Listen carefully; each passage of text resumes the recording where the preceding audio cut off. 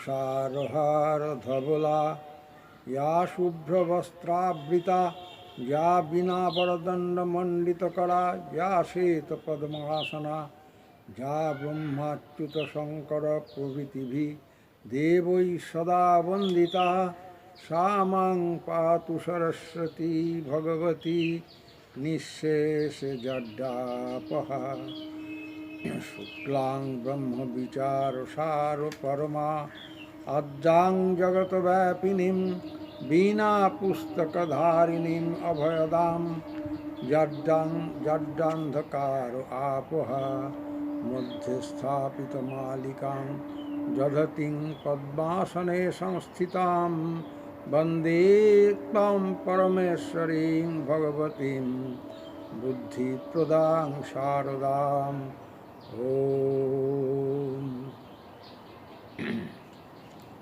আজকে আপনারা এই যে এখানে এই যে এতগুলো প্রশ্ন আমার কদিন ধরে দেবো তাহলে? আচ্ছা, এই যে 66খানা প্রশ্ন লিখেছেন সবাই মিলে তো? একজনের নয়, 3 জনের। আপনি তো অল্প মাঝে মাঝে আসেন, আপনারও প্রশ্ন আছে। 3 জনে মিলে 66। আচ্ছা আচ্ছা আচ্ছা, ও বেশ সাজিয়ে সাজিয়ে মানে এক জায়গা করে লিখে দিয়েছেন। ঠিক ঠিক। এই যে এতগুলো প্রশ্ন, শুধু মুন্ডক উপনিষদ শুনে এত প্রশ্ন এসে গেল? ও না, দাদা লিডিং পার্টে আছেন। ওই যতদিন শুনেছেন টোটাল শুনে এই প্রশ্ন এসেছে। এত প্রশ্ন, এর উত্তর আমি কি, আমাকে আপনারা কি ব্যাটা কিছু মনে করেন নাকি? আমি অতি দিনহীন, আপনারা আসেন, আমার একটু চর্চা হয় মাত্র না। আমি কোনো রকম ওই বাবা টাবা নই না, মোটেই না।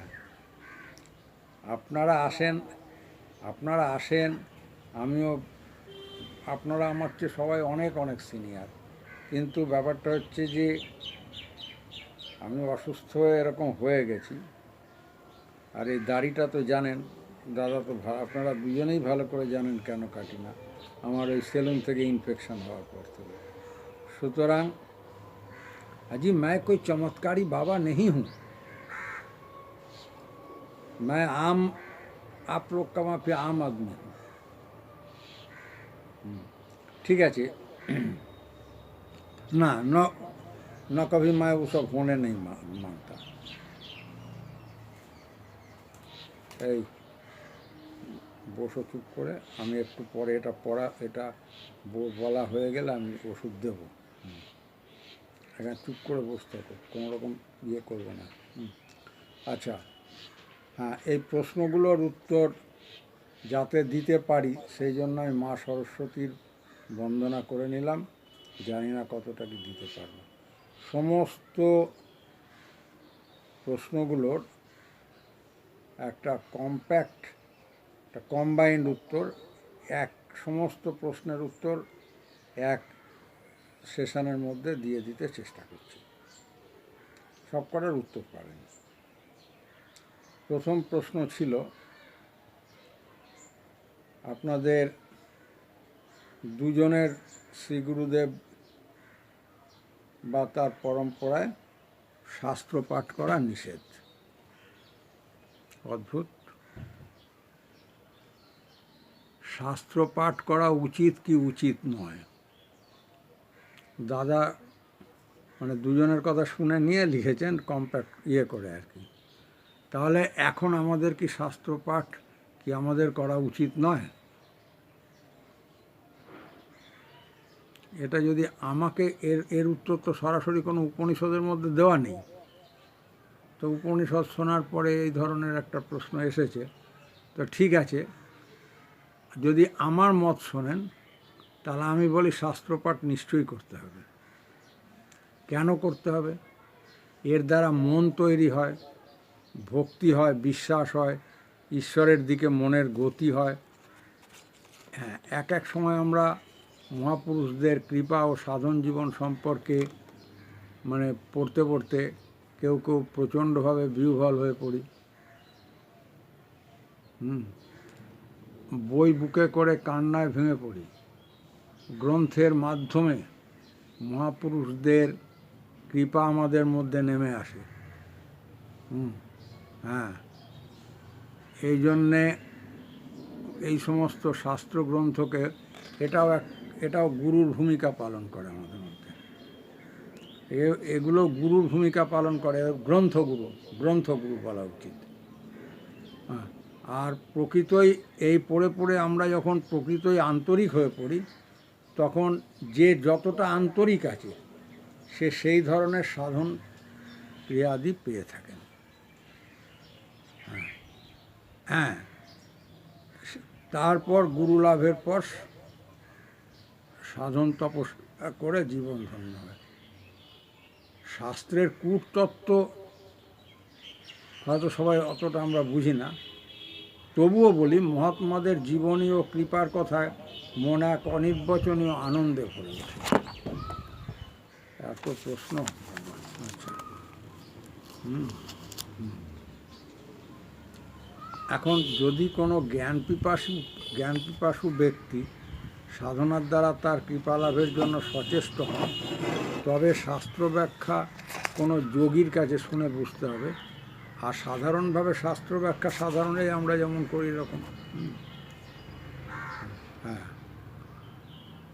নিজ নিজ গুরুই প্রকৃত যোগী। আবার কি, গুরু মুখে শুনলে আরও ভালো হয়। হ্যাঁ, গুরুই যোগী। হ্যাঁ, যে প্রেম সাধনা করেন তিনিও যোগী, যিনি তন্ত্র সাধনা করেন তিনিও যোগী, যিনি নাম সাধনা করেন তিনিও যোগী। প্রত্যেকেই যোগী, তারা ঈশ্বরে যুক্ত হয়ে আছেন, ওই জন্য যোগী। তো হ্যাঁ, শ্রী গুরুদেবের মুখে শুনে, শাস্ত্র ব্যাখ্যা শুনতে পারলে সেটা সাধনার সহায়ে হৃদয়ঙ্গম হবে। কেননা গুরুই হচ্ছেন প্রকৃত জ্ঞানের অধিকারী, তার ব্যাখ্যা হচ্ছে মানে কোনো নিউট্রাল।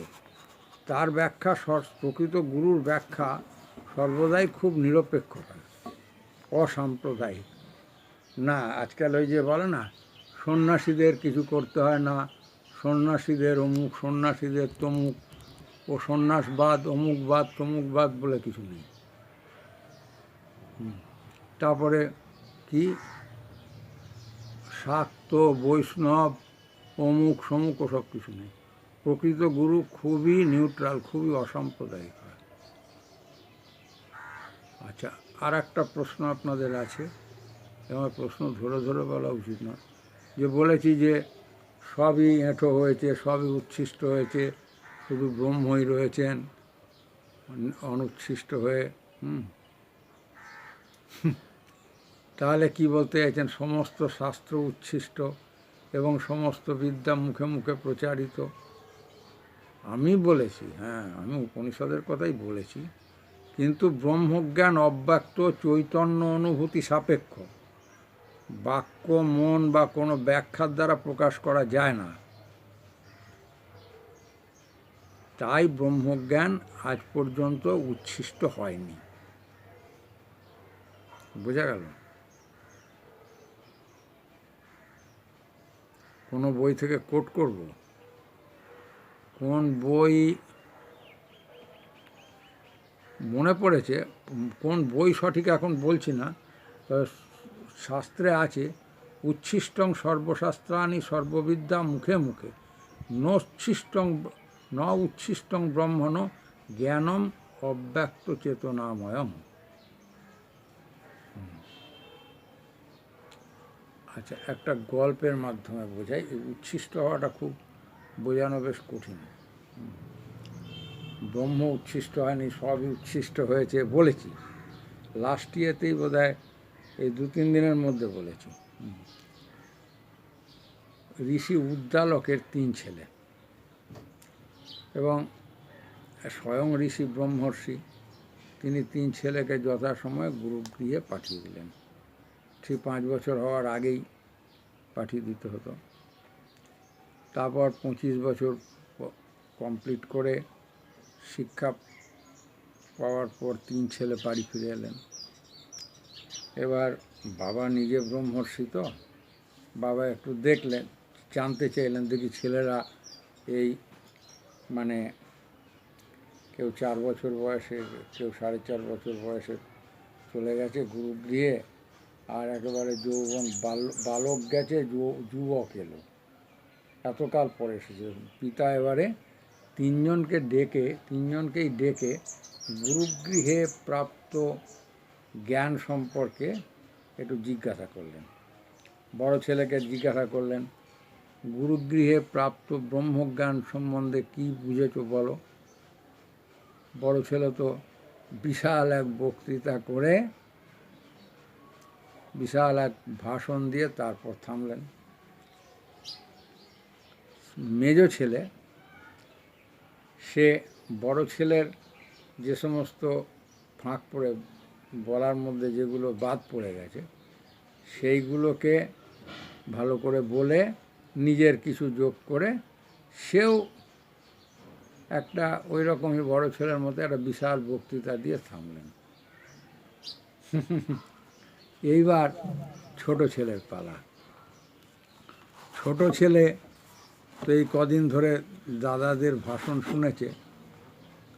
এখন ছোট ছেলে ভাবছে যে এরা তো এত কিছু এক্সাম্পলিফাই করলো, এত কথা টথা বললো, তাহলে আমি আর কি বলি, আমি তো কিছু বলতে পারছি না।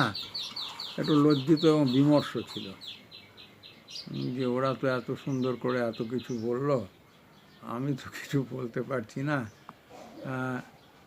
বললো, যখন জিজ্ঞাসা করলো তো ছোট ছেলে বাবার সামনে, বাবা জিজ্ঞাসা করছে এটা কি, ওর এত কিছু জিজ্ঞাসা করছে, ছেলেটা মুখ মাথা নিচু করে দাঁড়িয়ে আছে। এখন শেষে বলল যে বাবা, এমন কিছু উপমা, এমন কিছু এক্সাম্পল, এমন কিছু কথা, এমন কিছু ভাষণ বক্তৃতা নেই যার দ্বারা ব্রহ্মের স্বরূপ আমি ব্যাখ্যা করতে পারি। স্বরূপ বর্ণনা করার মতো আমার কোনো নেই, ক্ষমতা নেই। ব্রহ্মকে ব্যক্ত করার মতন আমার কোনো এলিজিবিলিটি এখনো হয়নি। বাবা উঠে গিয়ে বুকে জড়িয়ে ধরল এবং বড় ছেলে আর মেজ ছেলেকে বললেন, তোমাদের জ্ঞান অসম্পূর্ণ আছে।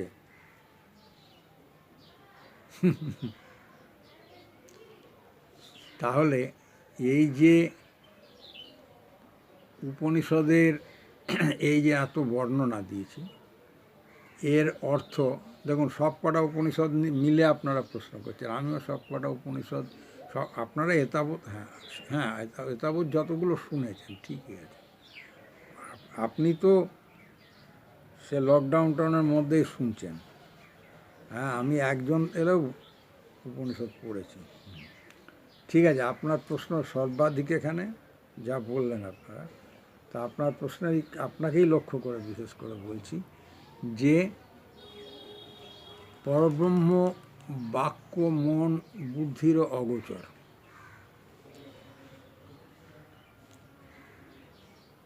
একটা জিনিস জানবেন, যদি কেউ সারা জীবন ধরে বা সমগ্র বংশ পরম্পরা ধরে চামচ দিয়ে বা ঝিনুক দিয়ে সমুদ্রের জল, সমুদ্রে কত চামচ বা কত ঝিনুক জল আছে মাপতে যায়, সেটা যদিই বা সম্ভব হয়, সমুদ্র তটের বালি রয়েছে কতগুলো বালি, সেও যদি ধরুন কয়েক যুগ ধরে গুণে মেপে মাপা সম্ভব হয়, কিন্তু পরব্রহ্মের স্বরূপ সম্বন্ধে বুঝিয়ে বলা এ বড় কঠিন। মানে একমাত্র নির্বিকল্প সমাধি, তাও সে নির্বিকল্প সমাধি থেকে নেমে আসার পর মুখের কথা ফুরিয়ে যায়। সুতরাং ওখান থেকে নেমে আসার পর যখন সে সজ্ঞানে জাগতিক অবস্থায় আসে তখন আর তার পক্ষে ব্রহ্মের কথা বলা অসম্ভব, ব্রহ্মের কথা বলা যায় না। হ্যাঁ, এমন কোনো মাপবার ফিতে বা মেজারিং স্টিক আমাদের কাছে নেই যার দ্বারা ব্রহ্মের স্বরূপ বোঝানো যাবে। কোনো মিটার ফিটার কিছু নেই। হ্যাঁ, তাই জন্যই বলা হয়েছে যে ব্রহ্ম এঁটো হয়নি, ব্রহ্ম উচ্ছিষ্ট নয়। দাদা বলুন, সহজ করে বলা যাচ্ছে? গল্প টল্প দিয়ে বললাম আর কি, এ সবই উপনিষদেরই কথা। আমি हाजी ये गंगा जल में गंगा पूजा होता है, मैं कोई आदमी में गिनती नहीं हूँ, मुझे आदमी में गिनती मत कीजिए। All of you are well qualified and intelligent. I hope you will be more and more calm and cool. আমি তো হাসি ঠাট্টা করছি ঠিকই,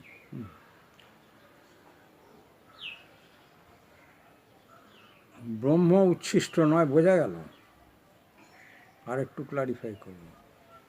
ঋষি যাজ্ঞবল্ক্য একদিন তার ছেলেকে বললেন, ঠিক আছে, 1 হাঁড়ি জল আর পরিমাণ মতো কিছু লবণ তুমি নিয়ে যাও, লবণটা ওই জলের মধ্যে ঢেলে দাও, যাও, এবারে শোয়ার সময় মাথার কাছে রেখে ঘুমিয়ে পড়ো।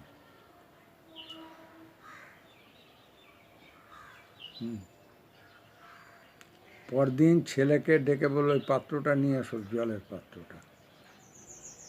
এবারে দেখো তো জলের মধ্যে লবণ দেখতে পাচ্ছ? Do you find any salt anywhere in the water? ছেলে বলল, না, কোথাও তো লবণ দেখতে পাচ্ছি না।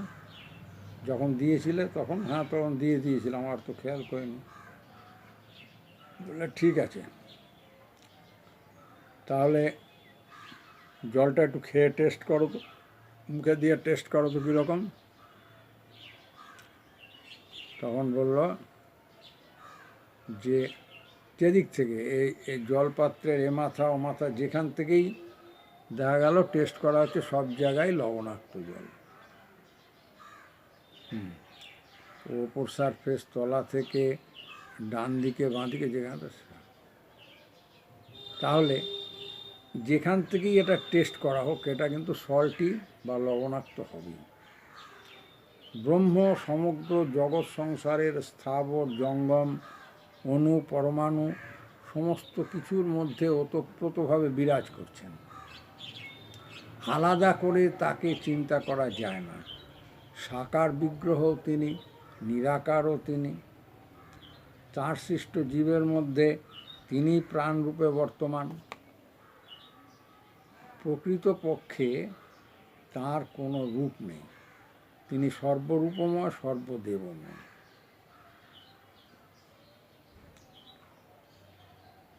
কোথায় লেখা আছে? শ্বেতাশ্বতর উপনিষদে আছে, আর ওই একই জিনিস শ্রীমদ্ ভগবদ্গীতাতেও আছে। শ্বেতাশ্বতর উপনিষদের রুদ্রস্তুতিতে আছে, সর্বত প্রণিপাদং তৎসর্বতোক্ষি শিরোমুখম সর্বত শ্রুতিমল্লোকে আবৃত্ত তিষ্ঠতি সর্বেন্দ্রিয় গুণাভাসং সর্বেন্দ্রিয় বিবর্জিতম সর্বস্ব প্রভুমীশানং সর্বস্ব শরণং সুহৃদ। একই কথা শ্বেতাশ্বতর উপনিষদের রুদ্রস্তুতির মধ্যে পাবেন, আবার শ্রীমদ্ ভগবদ্গীতাতেও পাবেন।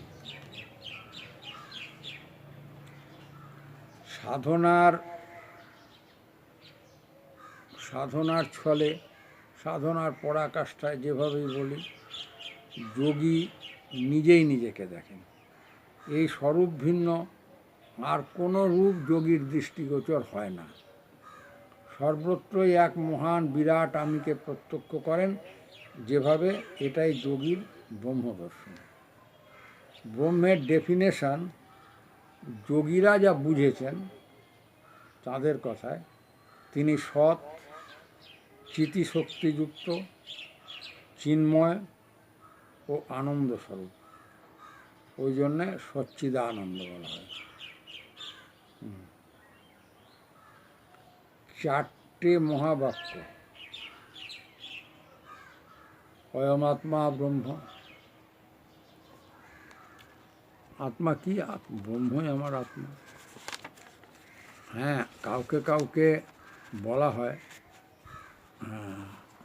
একটি মেয়েকে বলা হয়েছিল সে দর্শন না হলে তার তার দুবেলার টিয়েতে কোনো মন বসত না সেরকম। তাই তাকে একটু দর্শন দেওয়া হলো। কিন্তু আমাদের শরীরগুলো এরকম, আমরা ছোট থেকে তো আমাদের শুদ্ধ খাদ্যাভ্যাস নেই, সেখানে যতই শর্টকাট একটা টেকনিক, একটা কায়দা শিখিয়ে দেওয়া গেল, তা শরীরের সেটা সহ্য হলো না। আবার তাহলে তাকে বললাম যে না, তুমি এসব করো না, এখন তুমি ও কাজ করো না, তোমাকে নতুন করে শিখিয়ে দেবো। শর্টকাট একটা ইম্প্রোভাইজ করে দেওয়া হয়েছিল। সেই জন্য আহার শুদ্ধি আগে চাই। সত্যগুণ লাভ না হলে, সত্য শুদ্ধি না হলে, সেটা নিজে নিজে শ্রীগুরুদেব বুঝবেন। কাকে কোন ক্রিয়া, কোন দর্শন, কোন সাক্ষাৎকার, কি দিতে হবে, কি দেওয়া যাবে না, সেটা তিনি বুঝবেন। পালস ভালো করে দেখতে হয়। কিছু নিশ্চয়ই তার যেটা শরীরে সহ্য হবে না তাকে দিলে তার উল্টো পাল্টা ব্যায়ামও ধরে যাবে। দর্শন কে না করাতে পারে? দর্শন সকলেই করাতে পারে, আর দর্শনও প্রত্যেকে শিখিয়ে দিলে নিজে নিজে করতে পারে। সকলের কায়দাটা এক হবে না। আপনার যত বয়স হয়েছে, আবার আপনার ছেলে নাতি, এদের কায়দা আপনার কায়দা তো এক হবে না।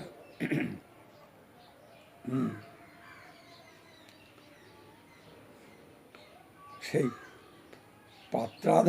পাত্রাধার তৈল না, তৈলাধার পাত্র, এই অবস্থা নাকি?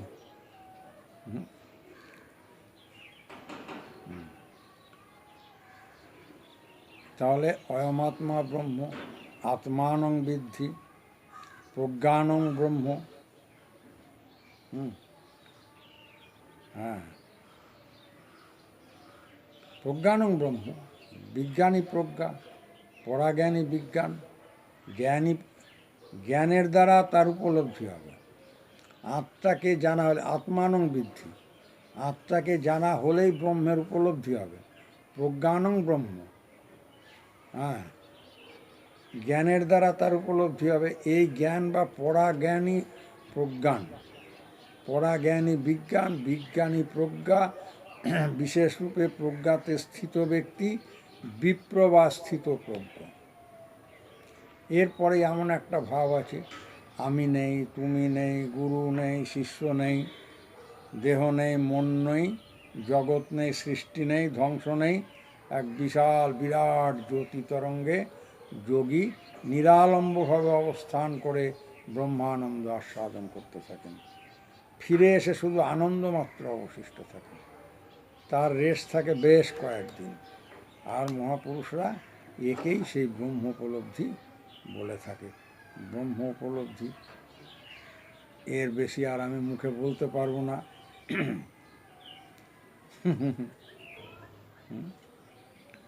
না, আর আমি বলে বোঝাতে পারবো না। সে নুনের পুতুল সাগরে জল মাপতে গেলে যা অবস্থা তাই হয়। অনেকেই এই অবস্থায় ম্যাক্সিমাম 21 দিন পরে শরীর ছেড়ে দেন, পারেন না, আর এক্সিস্ট করা যায় না। অনেকেই তার আগেও চলে যায়, কে বলবে? একমাত্র যোগী জ্ঞানত নির্বিকল্পে যেতে পারেন ও ফিরে এসে তার কিছু আভাস মাত্র দিতে পারেন।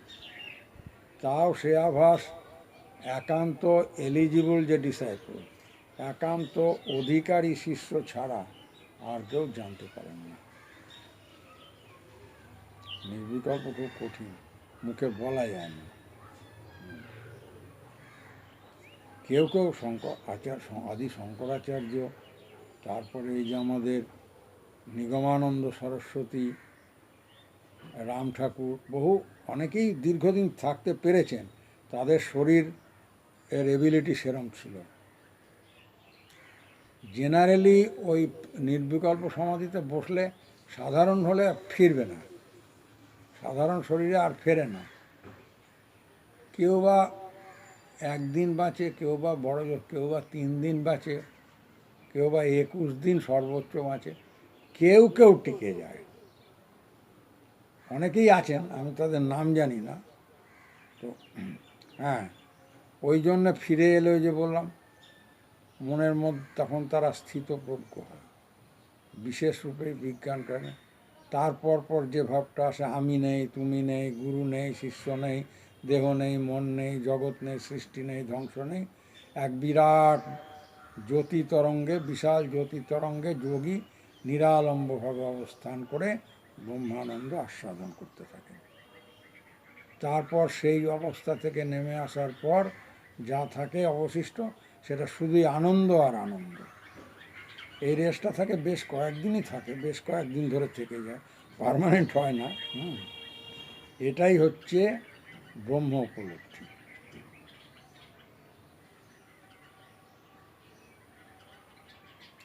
আদ্যা প্রকৃতি যেসব সাধককে নিস্তরঙ্গ জ্যোতিষ সমুদ্র থেকে ফিরিয়ে আনেন, কেন আনেন? জগতের কল্যাণের জন্য। শিষ্য তৈরি করতে পারেন তারা। হ্যাঁ হ্যাঁ, জগতের কল্যাণ তারাই করতে পারে। ওই অবস্থায় যে ব্রহ্মানন্দ, সেটা হচ্ছেন সেই অব্যক্তং চেতনাময়ং, সেই অবস্থা।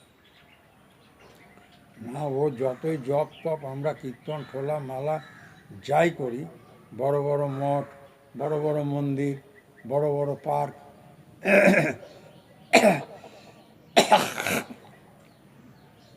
এসব করি, অনেক গান বাজনা করি, নাচ গান যা কিছুই করো, কীর্তন ভজন, এগুলো ভালো একটা ভাবে থাকে আর কি, কিন্তু এর দ্বারা ওটা হবে না, কঠিন কাজ, খুব কঠিন, মানে অধ্যাবসায় সাপেক্ষ। আমি শুরুতেই বলেছি, একটি সুস্থ শরীর আর প্রচুর মনোবল। ন তপস্তপ ইত্যাহুর ব্রহ্মচর্যং তপোত্তমম ঊর্ধ্বরে তা ভবেজ্জস্তু সদেব ও ন তু মানুষ। ন ধ্যানং ধ্যানমিত্যাহুর ধ্যান শূন্যগতং মন তস্য ধ্যান প্রসাদেন সৌখ্যং মোক্ষং ন সংশয়। ওই ব্রহ্মচর্য করা, জপ তপ করা সব বেকার।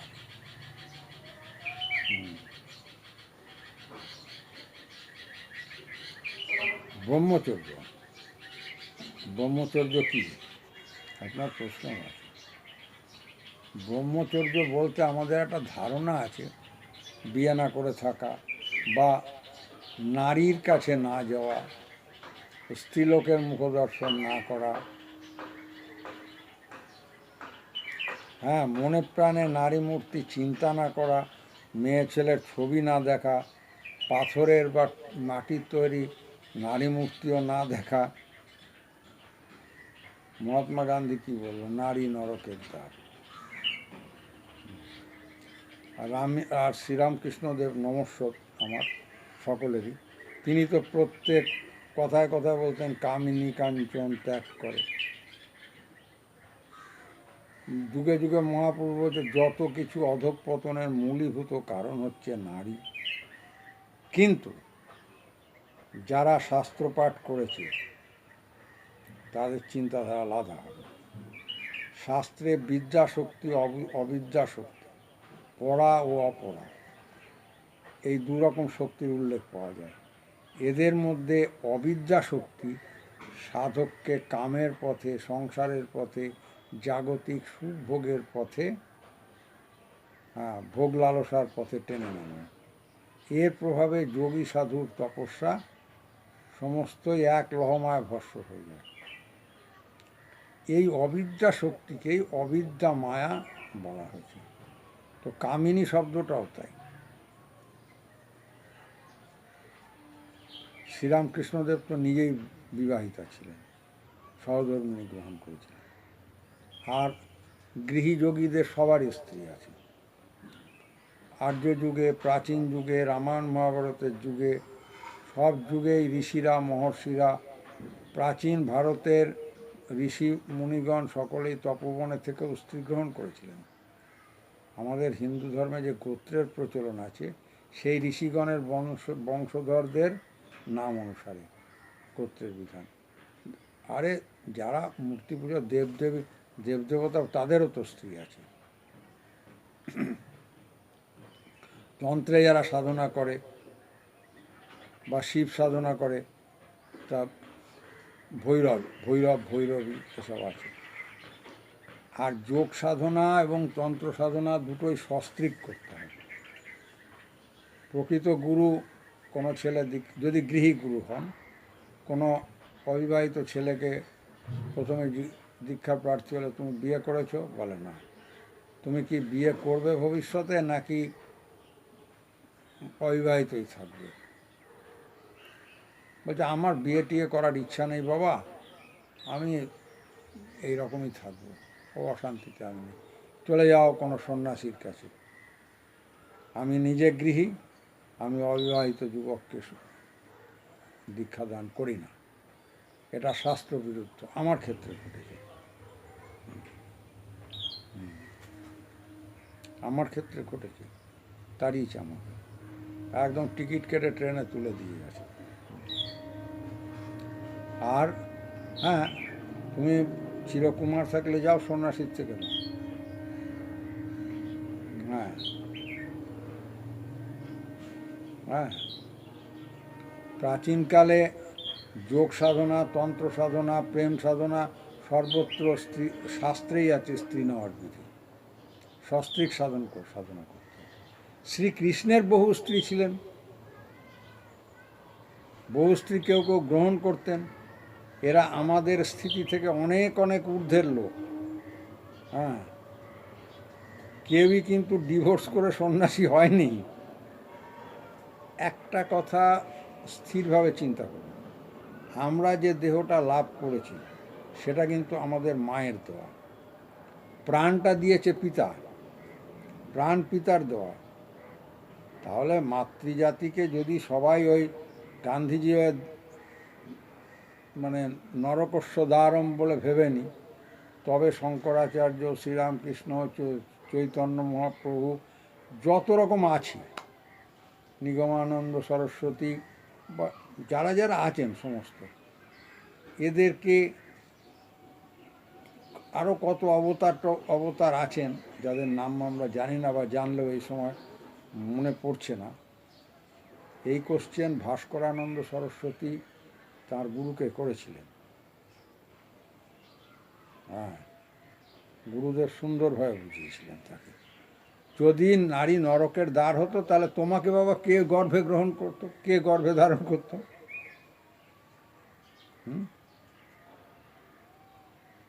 নিশ্চয়ই তোমার পিতা নন।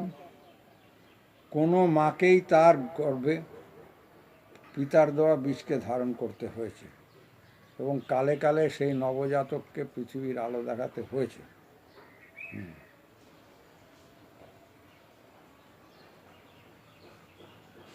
আর এটা তো সৃষ্টির লীলা, মাঠ বকলে তো হবে না। এভাবেই জগৎ সৃষ্টি। সৈক্ষত একহম বহুশ্যাম, আমি বহু হব, এই অনিচ্ছার ইচ্ছা হওয়াতেই পরমেশ্বরের দেহ হতে প্রকৃতির সৃষ্টি। কারণ প্রকৃতি বিনা সৃষ্টিকে ধারণ করবে কে? পিতার তো গর্ভ হয় না। জগন্মাতা পরব্রহ্ম স্বরূপিণী আদ্যা প্রকৃতি, তিনি নিজেই মাতৃরূপা। একটা জিনিস টু বি মোর প্র্যাকটিক্যাল, আমাদের দৃষ্টি কোনো নারী দেহের প্রতি নিবদ্ধ হলেই আমরা কি দেখি? আমরা দেখি তার অঙ্গ বিশেষ, দেখি তার রূপ সৌন্দর্য, এই অঙ্গ সেই অঙ্গ। হ্যাঁ, এইসব অঙ্গ বিশেষের প্রতি দৃষ্টি ও রূপজ মোহ থেকে সৃষ্টি হয় কাম ও ভোগের বাসনা। এবার কামাত সঞ্জায়তে, হ্যাঁ, তাহলে এই কামনা যদি প্রতিহত হয়, তখন হয় ক্রোধের সৃষ্টি।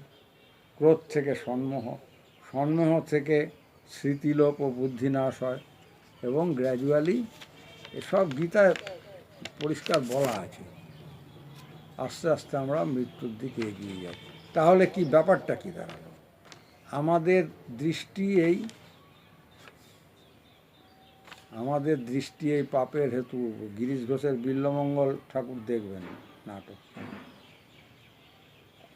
ওটা ঠিক নয়। বেদান্ত জ্ঞান না থাকায় বিল্বমঙ্গল কী করলো, সে নিজের চোখ অন্ধ করে দিল। তাতে কি শেষ হলো? মনকে অন্ধ করবে। দোষ মাতৃজাতির নয়, আমাদের দৃষ্টি ও মানসিকতার। এই মানসিকতাটাই হচ্ছে কামিনী। Our mentality is our desire, is our lust, LUST, lust. এই যে তন্ত্রে পঞ্চমকার সাধনাতে শেষ তত্ত্বটা হচ্ছে রমণী। এই রমণীকে জননীতে পরিণত করাটাই হচ্ছে বিরাচার সাধনা। আমি তন্ত্রের তান্ত্রিক নই, কিন্তু চণ্ডী পড়বেন, স্ত্রিয়া সমস্তা সকলা জগৎসু, সমস্ত নারীকেই মাতৃভাবে দেখলে এবং মনকে যদি আমরা প্রতিনিয়ত শাসন করে রাখি, তবেই তা সে বিদ্যাশক্তি বা অবিদ্যাশক্তি যাই হোক না কেন, কামভাব নিয়ে নারী দেহের বিশ্লেষণ থেকে মন আলাদা হয়ে যাবে, উঠে আসবে। যোগের একটা পর্যায়ে এসে যদি কোনো নিরাবরণা যুবতী আলিঙ্গনও করেন, তবুও যোগীর কিছু এসে যায় না। যোগীরাজ বলতেন ইন্দ্রিয় দমন হতা হ্যায়। যা সে প্রক্রিয়া নিজে নিজে সদ্গুরুর কাছে শুনে নেবেন। হ্যাঁ, শ্রীমদ্ ভাগবতম পড়বেন। একবার গোকুলবাসী প্রজারা ইন্দ্রের পুজো বন্ধ করে দেওয়ায় মহারোষে ইন্দ্র বজ্রপাত, ঝড়, বন্যা এসব করে গোকুলবাসীগণের প্রভূত ক্ষতি সাধন করলেন। প্রজাদের দুর্দশা দেখে শ্রীকৃষ্ণ গোবর্ধন পাহাড়টা কেড়ে আঙুলির দ্বারা উপরে ধারণ করলেন এবং তার তলায় গিয়ে সবাই আশ্রয় নিল।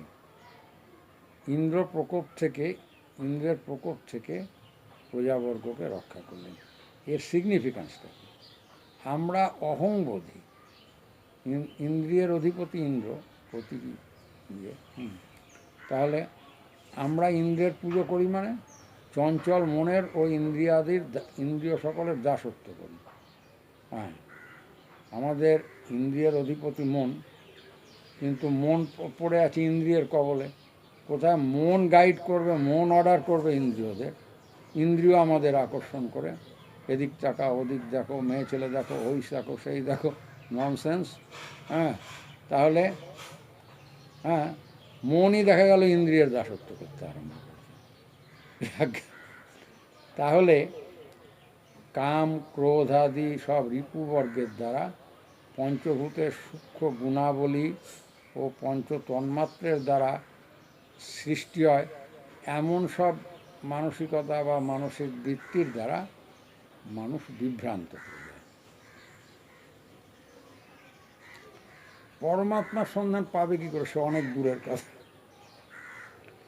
হ্যাঁ, পরমাত্মার সন্ধানী সাধক যখনই নিজের মনকে একাগ্র করার চেষ্টা করে, তখন কি হয়? ধ্যানাসনে বসলাম, আত্মচিন্তায় বিভোর হলাম, তখনই বহু বহু সুপ্ত বাসনা, বহু বহু কৃতকর্মের সব ছবি নিজের মানসপটে উদিত হয়। বাস, ইন্দ্রিয়ের দৌরাত্ম্য শুরু হয়ে যায়। গোভোজনে মহাপুণ্য, স্ত্রী থাকিতে গৃহশূন্য, গুরু মেরে স্বর্গবাস, হরি ভজলে সর্বনাশ। বই থেকেই বলছি, কথার অর্থ বুঝতে হবে। গোভোজনে মহাপুণ্য, তাহলে চলে যান পাল্লা দেয় ভোরবেলা উঠে, ওই ব্রাহ্মণগুলো সারা যাচ্ছে এখন বেশি, তাহলে সস্তার খাবার আনছি, সস্তার মাংস আনছি। গো মানে তা নয়, গো মানে গরুর মাংস নয়। গো শব্দের অনেকগুলো অর্থ হয়। জ্যোতি, ব্রহ্মাণ্ড, পৃথিবী, জিহ্বা, গোমাতা, ধরিত্রী, অনেক অর্থ আছে। এর মধ্যে যোগী হ্যাঁ, জীবের কিছু কাজ আছে, জীব নিজের নিজের গুরুদেবের কাছে শুনে নিতে হবে। এই এমন অবস্থা হলে, জীবের দ্বারা ইন্দ্রিয়ের দর্প চূর্ণ হলে, গুরুশক্তি তো আছেই, গুরুশক্তি সহায় হলে কিছু লাগে না। আমি বলছি এ কথা, দায়িত্ব নেই। তো যাই হোক, যেটা বলছি, ইন্দ্রের দর্প চূর্ণ হওয়াতে ইন্দ্র করজোরে পরমাত্মার স্তব করতে আরম্ভ করলেন। ওম অক্ষরং পরমং ব্রহ্মজ্যোতি রূপং সনাতনম গুণাতীতং পরমাত্মা বাসুদেবায় নমো নমঃ। এবার দেখুন, ইন্দ্র কাইল হয়ে গেল। যোগী সর্বদাই ব্রহ্মে বিচরণ করেন। কূটস্থই হচ্ছে, কূটি হচ্ছে নিরাকার ব্রহ্মের স্বরূপ বা অক্ষর ব্রহ্ম। অক্ষর ব্রহ্মকেই কূটস্থ বলা হয়। কূটস্থ অক্ষর উচ্চতে দাবিম পুরুষ লোকে খরশ্চাক্ষর এবচ খরসর্বাণী ভূতানি কূটস্থ অক্ষর উচ্চতে।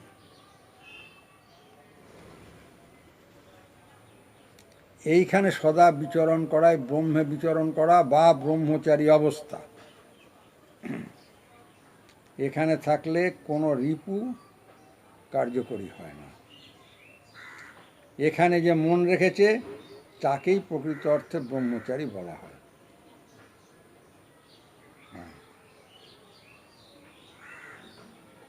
হ্যাঁ, আমরা যারা যারা সংসারে থেকে যারা ঈশ্বর চিন্তা করছে,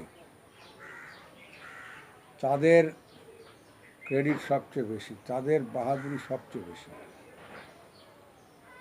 লাল কাপড় পরে বেরিয়ে গিয়ে স্ত্রী পুত্রের দায় গ্রহণ করলাম না, বুড়ো মা বাপকে সেবা করলাম না, এ লকডাউনের মধ্যে প্রচুর লোক তারা কুকুর বেড়ালে সব খাইয়ে খাইয়ে বেড়াতো, ব্যাগে করে খাবার নিয়ে, থালা নিয়ে, প্লেট, কাগজের প্লেট নিয়ে।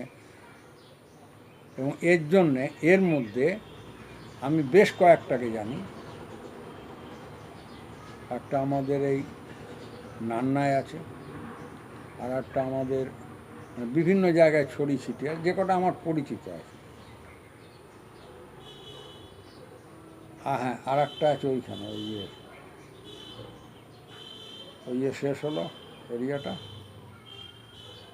ওইখানে থাকে। তা এর মধ্যে 7-8 জন আছে, আমার চেয়ে বয়সেরা অনেক ছোট। নিজের মা বাবা, বৃদ্ধ পিতামাতা, যাদের কোনো পেনশন নেই, যাদের কোনো সহায় সম্বল নেই, কেউ খেতে দেয় না। এরা হয়তো বাবা মার সঙ্গে মতে মেলে না, আলাদা হয়েছে, সব ঠিক আছে। তুই কুকুর বেড়ালকে, আমাকে বলে নিষ্কাম কর্ম করছে। কুকুর বেড়ালের কত অনেক টাকা খরচা করেছে লকডাউনের মধ্যে। কুকুর বেড়াল খাইয়ে বেড়াচ্ছে। খাওয়াও, সেটা ভালো কথা। জীবে দয়া, স্বার্থতা, ভক্তি ভগবানে সকল শিক্ষার সার রাখি। अरे अपना बाप माँ को तो खिलाओ, क्या बोलते हैं आप? कुत्ते को खिलाओ। बाप माँ को उपवासी रख के तुम कुत्ता को खिलाते हो। मतलब कुत्ता से भी इन्फीरियर है तुम्हारा बाप माँ। बाप माँ तुम्हें जन्म दिया है, মা শরীরটা দিয়েছে, বাবা প্রাণটা দিয়েছে। তোমার বিয়ের পর তোমার, হ্যাঁ আমি জানি, একজন তার নাতি নাতনির শিক্ষা নিয়ে উদ্বিগ্ন হয়ে এখানে এই পড়া ও পড়া বাড়াবাড়ি করে ফেলেছে। তারাও পছন্দ করে না, বলে ঠাকুরদা ঠাকুমাই তো আদর দিয়ে উচ্ছন্নে দেয়। ঠিক আছে, ঠাকুমা ঠাকুরদা আদর দিয়ে উচ্ছন্নে দিচ্ছে, তোমার ছেলে মেয়েকে তুমি নিয়ে আলাদা হচ্ছ, তুমি নিজে খাচ্ছ, বাপ মাকে তো কিছু খাওয়াও। সাহায্য তোলে, ভিক্ষে করে। হ্যাঁ, আমি বেঁচে থাকতে আমার ভগ্নিপতি যদি আমার বাপ মাকে খাওয়ায়, আমাকে তার চেয়ে জুতো মারা ভালো। আমি মাঝে কিছুদিন হোটেলে খেয়েছিলাম। ভদ্রলোক, নাম বলবো না, নাম বললে এখানকার সকলেই লোকাল লোক চিনে ফেলবে। ভদ্রলোক হোটেলে খেল, বলে আমার জামাই পরের ছেলে হইলে কি হইবে, আমার জন্য আমার জ্বরের সময় 2 পোয়া দুধ আইনা আমারে খাওয়াইছে। ছেলে পোলার কথা বাদ দেন, আমি নিজের তো আটকুড়া বাঁধা মনে করি। সাহায্য চায়, মাঝে মাঝে সাহায্য চায় পুরনো লোকের কাছে। ওই জন্য ভাবি এক এক সময় অনেক পাপ করেছি, পাপ করলে বোধহয় লোকে বেশি দিন বাঁচে। হ্যাঁ, বাইবেল বলছে only the sinners are born in the mortal world. কর্মভোগ করতে এসেছি। তো যাই হোক, আপনাদের প্রশ্নের সব কটা কভার করে দিতে চাই আজকে। হ্যাঁ, সহজ করেই তো চেষ্টা করছি বলতে। আমাদের এই দেহের মধ্যে 5টা দেশ আছে। এই 5টা দেশে 5 জন রাজা আছে। এই কণ্ঠরাজ্যের রাজা হচ্ছে শব্দ, হৃদয় রাজ্যের রাজা হচ্ছে স্পর্শ, নাভি রাজ্যের রাজা হচ্ছে রূপ, লিঙ্গ রাজ্যের রাজা হচ্ছে রস এবং রেকটাম গুহ্য দেশের রাজা হচ্ছে গন্ধ। এই রাজাদের আবার একজন মহারাজা আছে, তিনি হচ্ছেন স্থূল মন।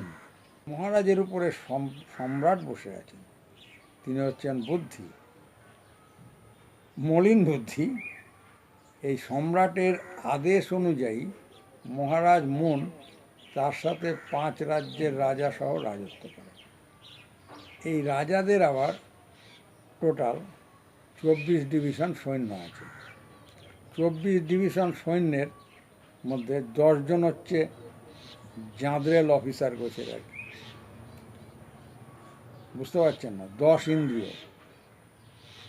মন যদি এদের ছেড়ে পালাতে চায়, সঙ্গে সঙ্গে কু, মিলিটারি কু, COUP,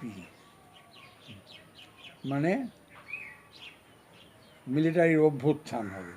মিলিটারির অভ্যুত্থানে মনকে বন্দি করে ফেলা হয়। তবুও মনের খুব প্রচেষ্টা এদের অধীনতা থেকে মুক্ত হওয়ার। কিভাবে মুক্তি পাওয়া যায় এই তালিকা? এখন মনের একটা ব্রহ্মাস্ত্র আছে, সেটা কেউ জানে না। এই ব্রহ্মাস্ত্রটাই হচ্ছে যোগ অস্ত্র। মনকে যে আলাদা করে বিচ্ছিন্ন করে নিয়ে এরা এইসব কাজে লাগিয়েছে জাগতিক, তা মন আমাদের মধ্যে নেই। মনকে আবার এনে আমার আমিতে যুক্ত করতে হবে, সেটা হচ্ছে যোগের প্রথম সোপান।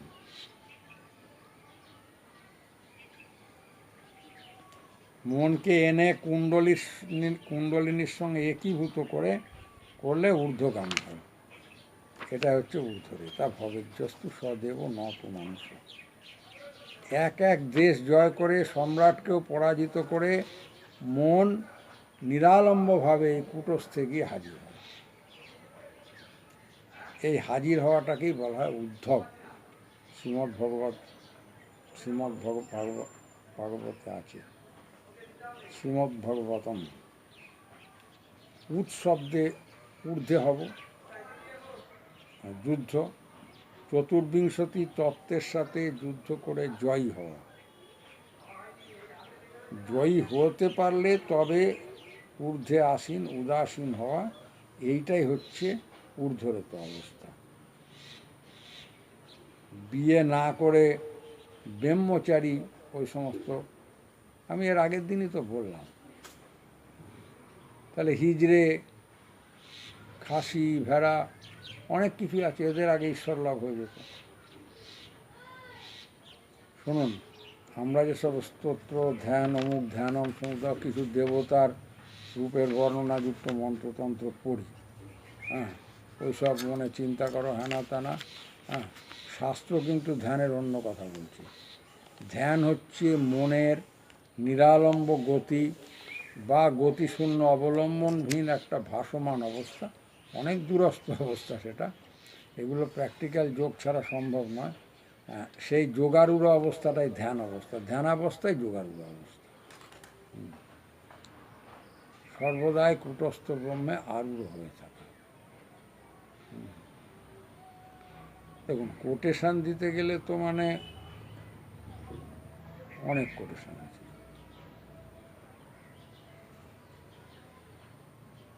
অনেক তন্ত্রেও একই কথা বলা হচ্ছে, যোগশাস্ত্রেও একই কথা বলা হচ্ছে। প্রাণায়াম দিশটকেন প্রত্যাহার প্রকৃতিতা, প্রত্যাহার দিশটকেন জায়তা ধারণা শুভা, ধারণা দ্বাদশ প্রক্তং ধ্যানাধন ধ্যান বিশারদই, ধ্যান দ্বাদশ কৈবের সমাধি রীতি অভিধীয়তে, যৎ সমাধৌ পরং জ্যোতিরনন্তরং বিশ্বতমুখম।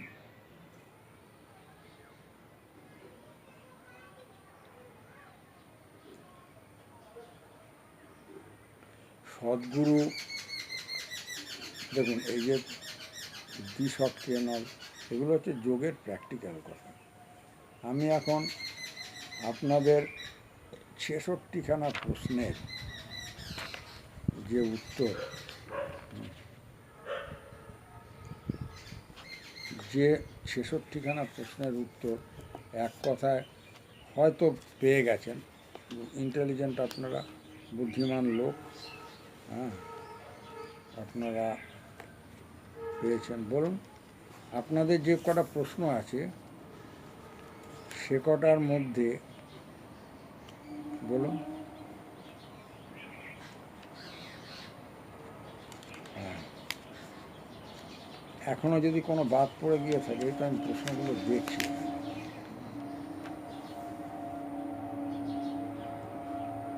দেখুন, কোথায় কি হয়েছে ওসব ইতস্তত ঘটনা,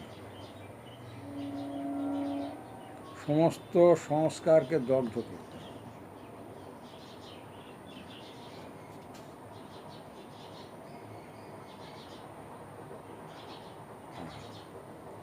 যাক, আপাতত আমি বলতে চাইছি সেটা হচ্ছে যে মানে যেটা আপনারা যে, হ্যাঁ সে তো এক একটা ব্রাঞ্চ, এগুলো এক একটা ব্রাঞ্চ।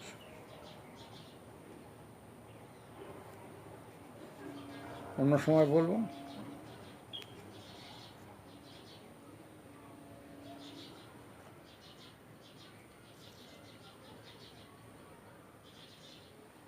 নিজেকে শিব হতে হবে, নিজেকে শিব হতে হবে।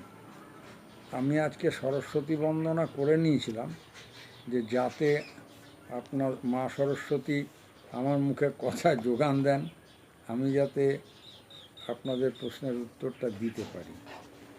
তা যা হোক, আপনারা জোরে বলুন যে হ্যাঁ, সব কটা প্রশ্নই কভার করেছে তো,